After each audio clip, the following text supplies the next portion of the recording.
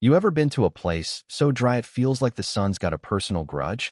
That's Red Creek, Arizona. Summer of 1879, dust so thick it sticks to your soul, and a town mean enough to chew up dreams and spit 'em out. I'm telling you about Clara Boone, a woman who stood on a rickety stage in that hellhole, wrists bound in rusted iron, while folks laughed like her life was a sideshow. Clara, she was 24, with eyes like wildfire and a spirit no chain could hold. Her daddy's debts got her there, a gambling man who'd sell his own daughter to cover his bad bets. The crowd, half drunk on whiskey and hate, hooted as the auctioneer slurred. Healthy, strong, a bit wild, but nothing a firm hand can't fix.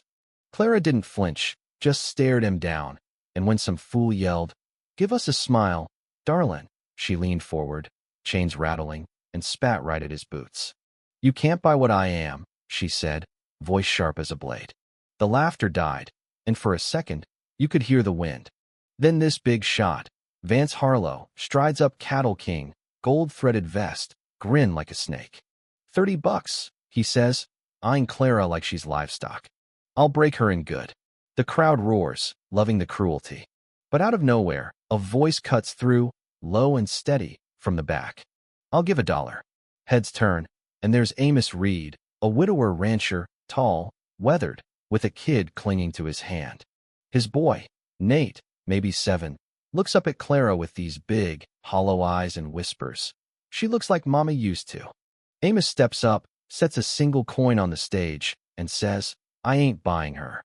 My boy needs her, and I'm taking her home." The crowd laughs. $1? Against Vance's money?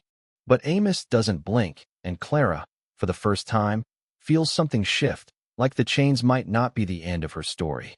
They head to Amos's ranch, 2 miles out, a beat-up place with creaky floors and ghosts in every corner.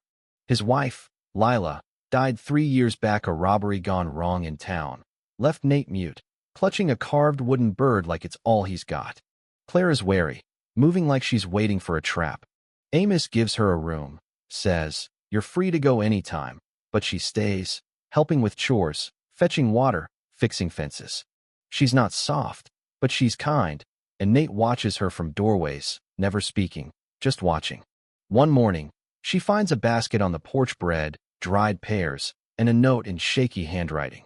"You're worth more than their money. Esther." Esther's an old widow in town, the only one who didn't laugh that day, and Clara holds that note like it's a lifeline. Things start to change, slow, like spring creeping in. Clara reads to Nate by the fire, her voice soft, telling him about a toy horse she had as a kid, how it got her through lonely nights. Nate doesn't talk, but he leans into her one night, and Amos, watching from the kitchen, sees something he thought was gone hope. But then Vance shows up, riding in with 3 men, dust swirling like a storm. "You stole what's mine, Reed," he snarls, hand on his gun. Amos steps out, no weapon, just his voice, cold as iron. "She ain't yours. She's free, and you'll have to kill me to change that." Clara's behind the door, holding Nate's trembling hand, heart pounding. Vance's man twitches for his pistol, but Amos stares him down. "You shoot, you better not miss, 'cause my boy's watching, and he's already lost enough." The air's thick, tense, but Vance backs off, spitting. She ain't worth the lead. Weeks pass, and Clara's starting to feel like she belongs until a letter comes, federal seal and all. The marshal's in town, sniffing out the auction as trafficking. Clara's got to testify or face charges. In town, the saloon's a courtroom now, and whispers follow her. That's the chained girl. Amos speaks up, voice steady. "I paid a coin to save her from hell. If that's a crime, take me, not her." Then Esther stands, cane thumping. "Clara's one of us now, better than most of you cowards."